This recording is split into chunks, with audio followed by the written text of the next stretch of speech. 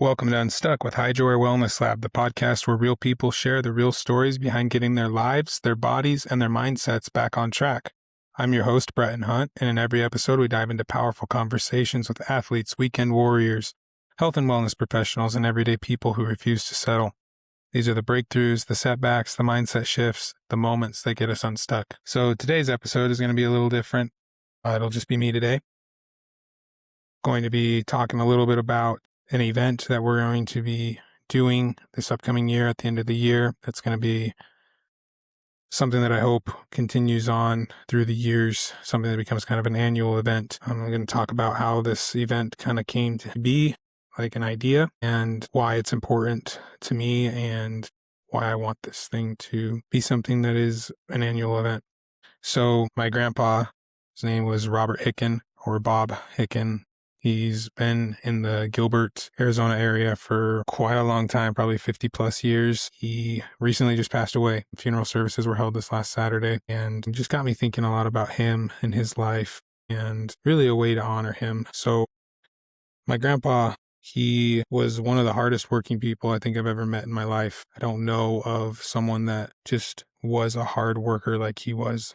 There was no slacking off on a job. Anytime there was a job that needed to be done, he would give it 100% and it would be done correctly.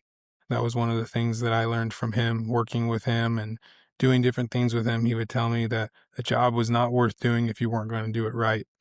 And there were plenty of times where I would mess up on something and he would just tell me that straight up. Hey, that's not how it's done. You did it wrong. You did it poorly. You need to fix it. And I would spend time fixing my mistakes. But he taught me the value of hard work and why it's important to work hard.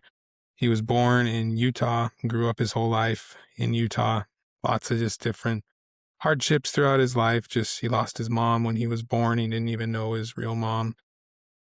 Grew up on a dairy farm, working alongside his brothers and his dad, and just worked. That's what he knew, was working hard. And he served an LDS mission back in the day when it was 3 years instead of 2. So a mission's hard enough being 2 years for men. And the fact that he did it for 3 is pretty cool. And then after he got home from his mission, he married my grandma or my mama, and they started having their family, and they have 6 kids, 5 girls and 1 boy. And they moved down to Arizona after my grandpa kind of decided that he wanted to be in the construction world. That's what he decided that his career was going to be. Once he kind of got a footing in that world in Utah, and moved down here and to the Gilbert area and started working for Arizona West and worked his way in there and became their vice president and just helped run Arizona West. That's how I knew him growing up. He was a construction worker. He built homes, he built churches, he built everything. And he worked for Arizona West, go out and help him on job sites, help him make certain things, or, I remember making a desk for a building they were building, and I helped him make the desk and install the desk. He was able to do a lot of things with that career that he chose. There was nothing that my papa couldn't make. He could make anything. You would just show him a design that you wanted to do, and he would say, all right, I can make that happen. And he would. We lived in a house about 5 years ago, and we wanted to do a built-in bookshelf and fireplace. And we went to his house. I showed him the measurements, showed him what we wanted to do. And he said, perfect, let's do it. And he had those shelves built in 2 weeks, very quickly, very nice. And we had them installed within the month. And it was one of those things that was just really cool to work with him and install those with him.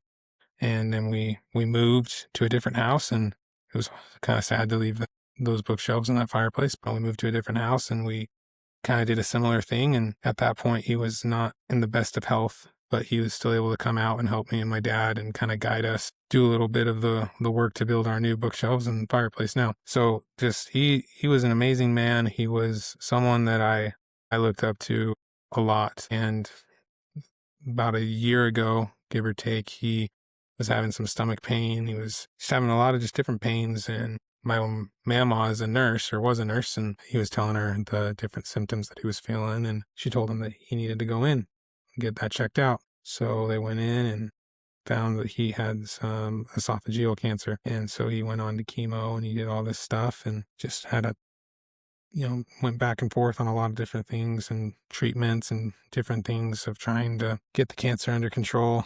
And there were just a lot of different things that just didn't end up working out. I mean, cancer went away, but then he couldn't eat, and then this happened and that happened. Overall, just it was really hard for him. It was really hard watching someone who was as active as he was, who was constantly doing something. He kind of was limited to what he could and couldn't do. And it was really hard and really sad to watch that. And eventually he, had to go on hospice and he passed away. And so when he did, I wanted to do something that honored him, wanted to do something that I could put on as a local business owner to, one, raise awareness for esophageal cancer, and then two, just honor his life and his legacy. And so what I came up with, with HydroAir being the facility that it is, I wanted to throw a 5K or put on a 5K. So I am in the process right now of making, different flyers, coming up with different routes for a run, getting the permits and all this fun stuff that I didn't even know went into throwing an event like this. So that's been a learning process. It's been fun. The name of the event is going to be the Bob Hicken Memorial. It's going to be on November 7th, 2026 with permits pending. But that's the date that I have on the calendar of when I want this race to be. Just a 5K race. It's going to start at our facility and it's going to go to 3.1 miles and end here at the facility that we have. Something cool that me and my business partner decided to do with it as well. We have water treadmills, we have air treadmills. We want people that even may feel like, man, I can't run a 5K or I can't even go outside and do a mile walk, because we'll also have a mile walk.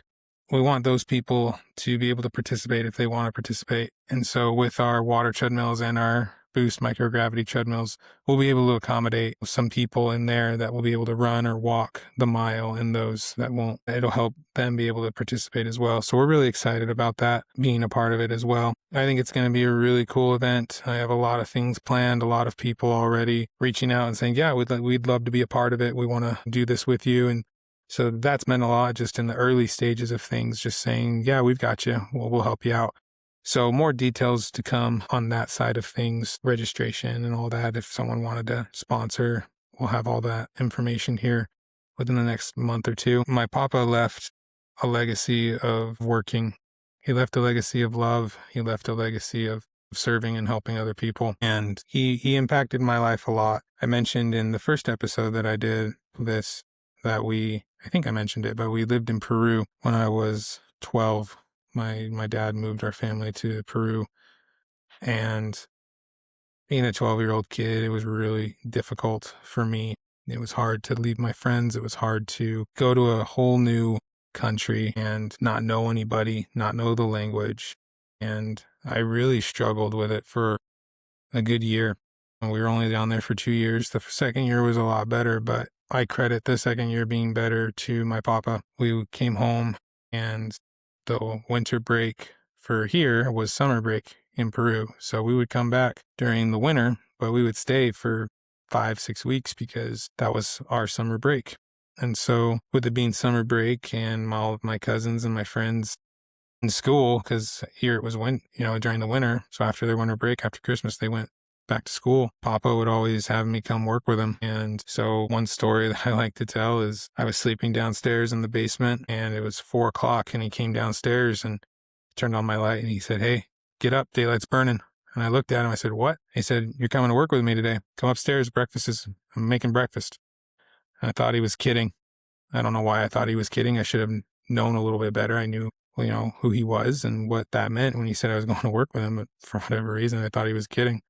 So I went back to sleep, and he came back downstairs about 4:45, 5 o'clock, and said, "Hey, you missed breakfast. Get dressed. Let's go. We're going. You don't get breakfast today." And I was like, "Wait, you're serious?" And he goes, "Yep, you're coming with me." So we went, and I didn't get breakfast that day, but that's all right.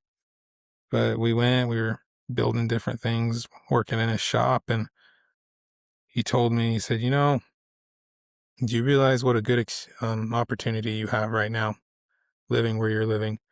And being a 13-year-old kid, I just went in one ear and went out the other. I was just like, no, this is not a good opportunity for me. You have no idea. This is terrible. I hate it down there. I don't like it. And he told me, he said, you have the opportunity to live in a different country at 13 years old. You have the opportunity to learn a new language. You have just a world of opportunity down there that you're just throwing away because you don't like it, because it's uncomfortable, because it's hard. Pretty much he just told me, he's like, shaping up, you know, these are the cards that you have right now. So make the most of it. Quit throwing it away. Change your perspective on it. Otherwise, you're not going to get anything out of it. You have the opportunity to learn something, and an opportunity that most people your age or even most people don't get. So take advantage of it. And that's all he said. He just told me that I was wasting a great opportunity and that I should change. And that was it. And went back to work and kept working. But I won't say that I was perfect that second year, but I did try a lot harder to make it a better experience for myself. And I will say the second year was a lot better than the first year. But that was just the type of person that he was. He was always looking to help. He was always giving his advice, and his advice was usually pretty good. He was a smart guy. And if I had any type of question, about work or church or anything, I could call him. And there were times I called him and I asked him just different questions, and he was always more than happy to answer them. Never felt, judged for asking him a question or stupid because, oh, how do you not know that, or whatever. He was, I felt loved by him. And I think most people did feel that. He was intense, but he also loved hard too. And you knew that he loved you. You knew that he cared for you. And the reason that he was hard on you was because he loved you and he wanted you to be your best. He wanted you to be the best person that you could be. And another thing that he just instilled in me, as I got older, was I couldn't control what other people did. I could only control what I could do. So he just told me, he's like, make the decision to do this, make the decision to be this way, make the decision now. You can't make other people do that, but you can make yourself be this. If you want to be a hard worker, then be a hard worker. Don't wait for someone else to hold your hand and help you do it. You just do it. So that's something that I've tried to do. I've tried to just be someone that works hard. I have tried to be like him in that way. A lot of really good role models, and he's at the top of the list. And I feel very blessed to have been able to grow up with him as my papa. And I will miss him a lot. It's weird going over there. I've been over a few times since, and just knowing that he's not there. And I know he's in a better place now, and I know I'll see him again someday. But it's hard to come to grips with that. I was over there the other day just dropping off some things and walked into his garage and his truck wasn't there. And I was just like, man, that white diesel truck just isn't there anymore. And it's hard. The shop's still the shop, but he's not there. But with that being said, we all go through hard things. He had his fair share of hard things too. And I think the biggest thing that I took from that is when you do feel like life's beating you down, when life's hard, when you feel stuck, don't give up. Keep pushing, keep trying, ask for help when you need help, but don't give up and don't quit. And if you do that, more often than not, someone's going to come help you, or you're going to figure a way out and you're going to get through whatever's going on in your life and you're going to be better for it. So I love that man. Again, he was best papa that you could have had because of the man that he was and the impact that he had on my life and the lives of so many people just in the Gilbert and surrounding areas. I want to do something that will honor him and help people not forget him. And so some of the proceeds of this race will go to the Dignity Health Foundation in the East Valley, since most of his care was done through Dignity Health, and he had nothing but good things to say about the people that took care of him. at Dignity Health, even going through all the stuff that he went through. He had nothing but good things to say about his doctors. And so I felt that it would be appropriate to donate some of the proceedings to them, try and make it to where those proceeds would help families going through the same things that he's going through went through with esophageal cancer. So again, the date is going to be November 2026. Going to be at our facility, and we'll have a big event. There's going to be bounce houses, food trucks, booths, all kinds of things. It's going to be a big thing. And we're going to have a 5K race. We're going to have a mile run/walk. And then, like I mentioned too, we're going to be able to have some people also do the mile walk in the water or in the air in our facility. So I'm super excited about it. More details to come. If you have any questions, you want to be a part of it in some way, reach out to us. Be more than happy to sit down with you, kind of share the vision of it and see if we can make something work. Again, thank you everyone. This is the 10th episode of Unstuck. It's been super fun recording these podcasts and talking to people and just seeing the way that people deal with hardships and how people get unstuck in their lives. So thank you for listening. I appreciate it. If this episode resonated with you or any of the episodes, again, I just ask that you share it. Share it with someone that you know it could help, because there's a ton of people out there that are feeling stuck, a ton of people going through things, and maybe there's something said by someone on this podcast that could help them.